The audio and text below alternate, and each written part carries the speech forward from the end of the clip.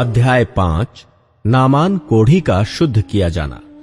अराम के राजा का नामान नामक सेनापति अपने स्वामी की दृष्टि में बड़ा और प्रतिष्ठित पुरुष था, क्योंकि यहोवा ने उसके द्वारा अरामियों को विजयी किया था।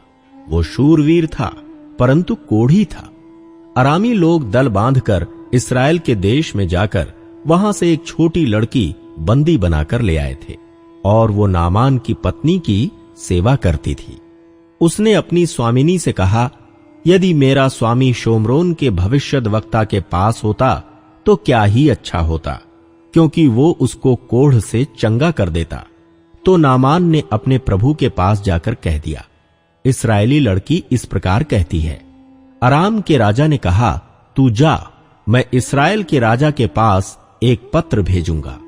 तब वो 10 किक्कार चांदी और 6000 टुकड़े सोना और 10 जोड़े कपड़े साथ लेकर रवाना हो गया, और वो इस्राएल के राजा के पास वो पत्र ले गया जिसमें ये लिखा था, जब ये पत्र तुझे मिले तब जानना कि मैंने नामान नामक अपने एक कर्मचारी को तेरे पास इसलिए भेजा है कि तू उसका कोढ़ दूर कर दे।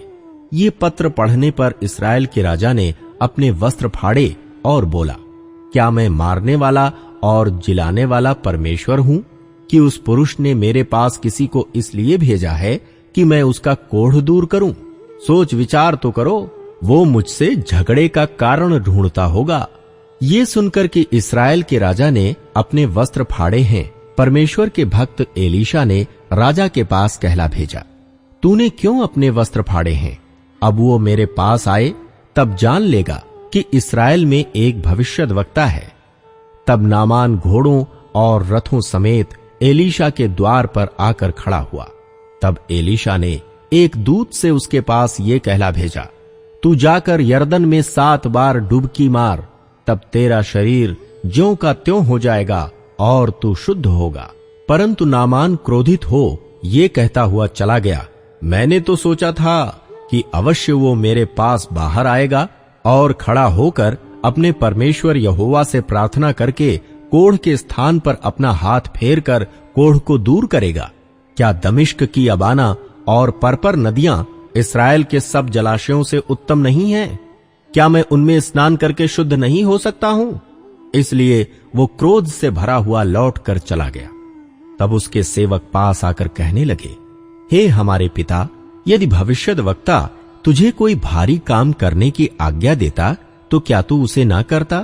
फिर जब वो कहता है कि स्नान करके शुद्ध हो जा, तो कितना अधिक इसे मानना चाहिए। तब उसने परमेश्वर के भक्त के वचन के अनुसार यरदन को जाकर उसमें 7 बार डुबकी मारी, और उसका शरीर छोटे लड़के सा हो गया और वो शुद्ध हो गया। तब वो अपने सब दल बल समेत परमेश्वर के भक्त के यहां लौट आया और उसके सम्मुख खड़ा होकर कहने लगा, सुन, अब मैंने जान लिया है कि समस्त पृथ्वी पर इस्राएल को छोड़ और कहीं परमेश्वर नहीं है, इसलिए अब अपने दास की भेंट ग्रहण कर। एलीशा ने कहा, यहोवा जिसके सम्मुख मैं उपस्थित रहता हूं, उसके जीवन की शपथ, मैं कुछ भेंट ना लूंगा।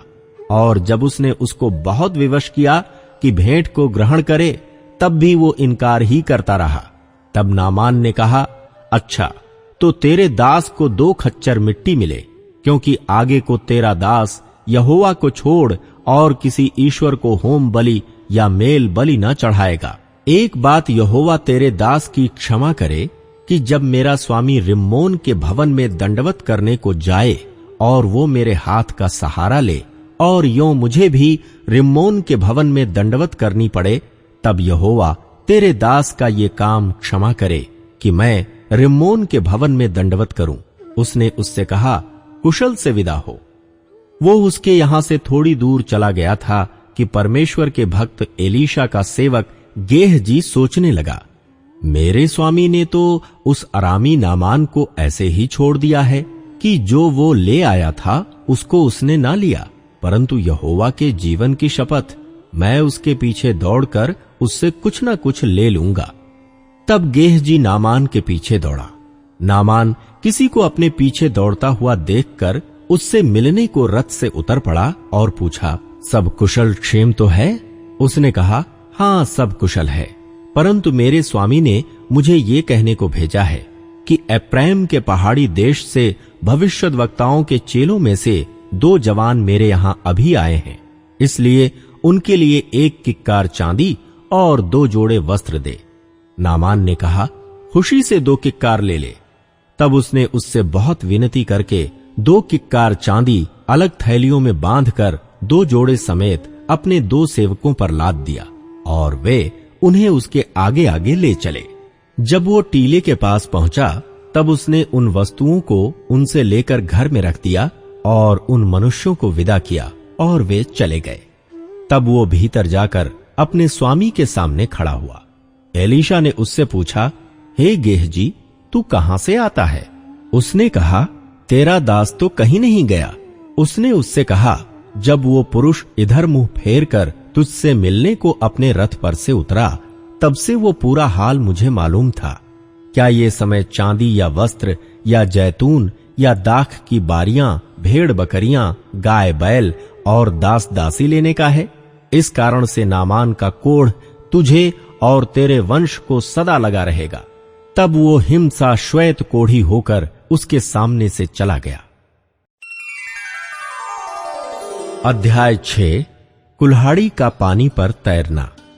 भविष्यद्वक्ताओं के चेलों में से किसी ने एलीशा से कहा, ये स्थान जिसमें हम तेरे सामने रहते हैं वो हमारे लिए बहुत छोटा है, इसलिए हम यरदन तक जाएं और वहां से एक एक बल्ली लेकर यहां अपने रहने के लिए एक स्थान बना ले। उसने कहा, अच्छा जाओ। तब किसी ने कहा, कृपया अपने दासों के संग चल। उसने कहा, चलता हूं। अतः वो उनके संग गया और वे यरदन के किनारे पहुंचकर लकड़ी काटने लगे। परंतु जब एक जन बल्ली काट रहा था तो कुल्हाड़ी बेंट से निकलकर जल में गिर गई। इसलिए वो चिल्लाकर कहने लगा, हाय मेरे प्रभु, वो तो मांगी हुई थी। परमेश्वर के भक्त ने पूछा, वो कहां गिरी? तब उसने स्थान दिखाया। तब उसने एक लकड़ी काट कर वहां डाल दी और वो लोहा पानी पर तैरने लगा। उसने कहा, उसे उठा ले। तब उसने हाथ बढ़ाकर उसे ले लिया। एलीशा और अरामी सेना। अराम का राजा इस्राएल से युद्ध कर रहा था और सम्मति करके अपने कर्मचारियों से कहा, अमुक स्थान पर मेरी छावनी होगी। तब परमेश्वर के भक्त ने इस्राएल के राजा के पास कहला भेजा, चौकसी कर और अमुक स्थान से होकर न जाना, क्योंकि वहां अरामी चढ़ाई करने वाले हैं। तब इस्राएल के राजा ने उस स्थान को, जिसकी चर्चा करके परमेश्वर के भक्त ने उसे चिताया था, दूत भेजकर अपनी रक्षा की। और इस प्रकार 1-2 बार नहीं वरन बहुत बार हुआ। इस कारण अराम के राजा का मन बहुत घबरा गया। अतः उसने अपने कर्मचारियों को बुलाकर उनसे पूछा, क्या तुम मुझे ना बताओगे कि हम लोगों में से कौन इस्राएल के राजा की ओर का है?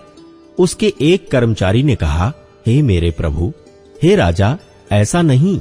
एलीशा जो इस्राएल में भविष्यद्वक्ता है, वो इस्राएल के राजा को वे बातें भी बताया करता है जो तू शैन की कोठरी में बोलता है। राजा ने कहा, जाकर देखो कि वो कहां है, तब मैं भेजकर उसे पकड़वा मंगाऊंगा। उसको ये समाचार मिला, वो दोतान में है। तब उसने वहां घोड़ों और रथों समेत एक भारी दल भेजा और उन्होंने रात को आकर नगर को घेर लिया। भोर को परमेश्वर के भक्त का टहलुआ उठा और निकलकर क्या देखता है कि घोड़ों और रथों समेत एक दल नगर को घेरे हुए पड़ा है। तब उसके सेवक ने उससे कहा, हाय मेरे स्वामी, हम क्या करें? उसने कहा, मत डर, क्योंकि जो हमारी ओर हैं वो उनसे अधिक हैं जो उनकी ओर हैं। तब एलीशा ने ये प्रार्थना की, हे यहोवा, इसकी आंखें खोल दे कि ये देख सके। तब यहोवा ने सेवक की आंखें खोल दी और जब वो देख सका तब क्या देखा कि एलीशा के चारों ओर का पहाड़ अग्निमय घोड़ों और रथों से भरा हुआ है। जब अरामी उसके पास आए तब एलीशा ने यहोवा से प्रार्थना की कि इस दल को अंधा कर डाल। एलीशा के इस वचन के अनुसार उसने उन्हें अंधा कर दिया। तब एलीशा ने उनसे कहा, ये तो मार्ग नहीं है और न ये नगर है, मेरे पीछे हो लो। मैं तुम्हें उस मनुष्य के पास जिसे तुम ढूंढ रहे हो पहुंचाऊंगा। तब उसने उन्हें शोम्रोन को पहुंचा दिया। जब वे शोम्रोन में आ गए तब एलीशा ने कहा, हे यहोवा, इन लोगों की आंखें खोल कि देख सकें। तब यहोवा ने उनकी आंखें खोलीं, और जब वे देखने लगे तब क्या देखा कि हम शोम्रोन के मध्य में हैं। उनको देखकर इस्राएल के राजा ने एलीशा से कहा, हे मेरे पिता, क्या मैं इनको मार लूं? मैं इनको मार लूं? उसने उत्तर दिया, मत मार।